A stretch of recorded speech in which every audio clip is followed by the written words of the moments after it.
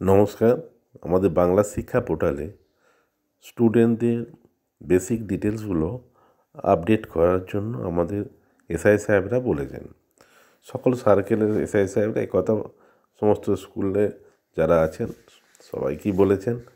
তো প্রত্যেকের কাজ করতে গিয়ে কিছু কিছু ক্ষেত্রে আমি দেখতে অসুবিধা হচ্ছে, সেই জন্য এই ভিডিওটাকে আমি তৈরি করলাম, তাতে অনেকটা আপনাদের সুবিধা হবে। এইখানে দেখুন, আমি যে এপিকেটা দিয়েছিলাম, যারা ডাউনলোড করেছেন তাদের কাছে এপিকেটা ওই এটা রয়েছে, অ্যাপসটা রয়েছে। আর যারা করেননি তারা একটু আমার ডেসক্রিপশন বক্সে দেওয়া থাকবে, আপনারা একটু নিয়ে নেবেন। তো প্রথমে আমি যাব সেই এপিকে, ওখানে গেলাম, গিয়ে এখানে ডাইস কোডটা আমি টাইপ করলাম। একটা ডাইস কোড, যে কোনো একটা স্কুলের ডাইস কোড টাইপ করছি, 19120900804, তার সঙ্গে 32 দিতে হবে। দেওয়ার পর সিকিউরিটির জন্য পাসওয়ার্ডটা আমি কিন্তু আপনাদের দেখালাম না, তো যে যার পাসওয়ার্ড এইখানটাতে দেবেন। ডাইস কোডের পর 32 দেওয়ার পর পাসওয়ার্ডের জায়গায় পাসওয়ার্ডটা দেবেন।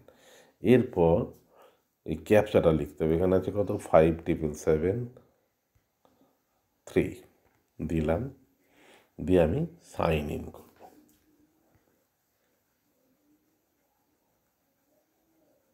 ব্যাস, আমি ঢুকে গেলাম। এরপর আমাদের যে কাজ, এখান থেকে কিভাবে করব, এই যে 3 ডটসটা দেখতে পাচ্ছেন, এই যা 3 ডটসটা যেটা আছে দেখতে পাচ্ছেন কি, 3 ডটস, এই যে এটা, এই 3 ডটসে আমি ক্লিক করব।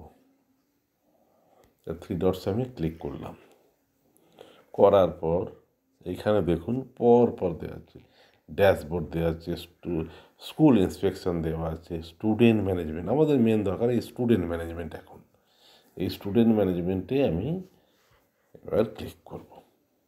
স্টুডেন্ট ম্যানেজমেন্টে ক্লিক করলাম, করার পর দেখুন পর পর আছে list of approval, list of student list view, bulk upload, student entry, student profile edit or download, enrolment report, এরকম পরপর দেওয়া আছে।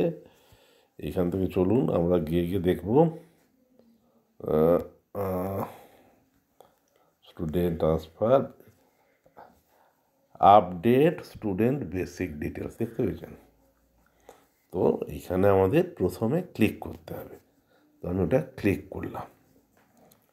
করার সঙ্গে সঙ্গে এখানে একটা এইরকম পেজ খুলে যাবে, যেখানে আমার স্টুডেন্ট কোডটা চাইবে। তো আমি এখানে আগে থেকে একটা আমার স্টুডেন্ট কোড কপি করে রেখেছি, এখানে পেস্ট করে দিলাম।